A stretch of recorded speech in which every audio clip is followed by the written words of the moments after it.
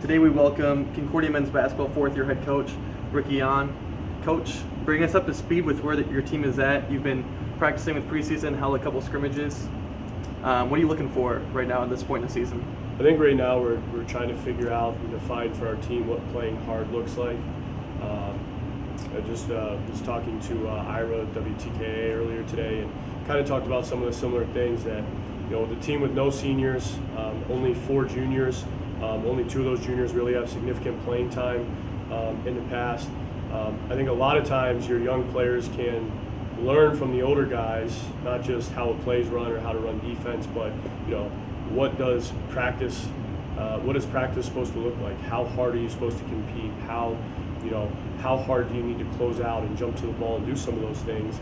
And these guys are kind of having to learn on their own and figure things out on their own. Even our sophomores, that don't have a ton of experience to draw on. So I think that's our biggest thing right now is trying to define a lot of things that maybe are a given for some teams with more experience. Your season opens up this weekend. You've got a game against IU Kokomo Saturday at 3 and Villa Maria on Sunday. Talk about your non-conference schedule and what are you hoping to get out of these games? Yeah, I think these first 2 games for us offer a lot of different opportunities. Number one, both of these teams are completely different stylistically. They have different personnel, so right off the bat we'll get to get our players used to adjusting the game plan depending on who the personnel is, depending on who the opponent is. At the same time, they're both opponents that I think if we do what we're supposed to do, if we take care of what we're supposed to take care of, we should be able to have some success and win those games. But really in the non-conference schedule, I don't want to say they're exhibition games. We certainly want to compete and win those games. But when you play as many conference games as we do, and when you play in a conference that's as nationally competitive as ours is, whether you go 4-2 or 3-3 or 2-4 in the non-conference season, you have so many opportunities within the conference to make up for that and to finish strong, kind of like we did 2 years ago. We opened up 0-4. We ended up winning 14 conference games, set a school record for wins. So I think that's one of the biggest things is that we're just trying to, again, find ourselves. We're trying to, gain competitive atmospheres where winning and losing matters is important, trying to find an identity so that when conference play rolls around, we're a little bit more prepared. You touched on a little bit about the challenges of the WAC. The NAI poll came out a couple days ago. Davenport was ranked 3rd, Cornerstone 8, and Indiana Tech 20th. What kind of challenges does this bring for your team? I think we try to look at them as opportunities. We were fortunate enough last year. We picked up a win over Northwestern Ohio when they were, I think, preseason 17. 2 years ago, we beat Cornerstone when they were in the top 10, I believe, and ended up winning the national tournament. So there's definitely challenges there because if you don't show up against those guys, we've certainly been on the opposite end of that and taking some humbling losses to some top 5 or top 10 teams. But we try to look at them as opportunities. If we want to get our program where we want to get it to and be one of those potential top 25 teams, one of the top 3 or 4 teams in our league, the only way to do that is to challenge and compete and beat those teams, similar to what we've seen football do over the last couple of years and even this year. So they're challenges, but they're great opportunities also. The roster returned several key players. What are your expectations for them and for the captains on your team? Yeah, I mean, we'll definitely rely heavily on them.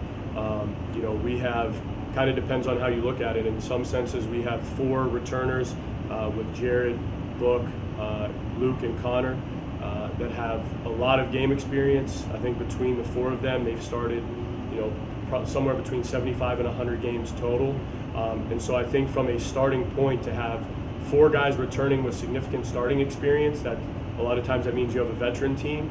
But then after that, we really don't have another guy on the team that's played more than maybe a 5 or 6 minute stretch in a college basketball game before. Behind that, it's a combination of some second-year guys that maybe got a little bit of game experience last year, but certainly weren't regular rotation guys that played every night and played significant minutes. A couple of freshmen who obviously have not played college basketball before, and then 1 transfer, Mike Bradley. So we'll rely heavily on them. I mean, we need them to shoulder the load in a lot of ways, certainly scoring, their energy level, their effort level.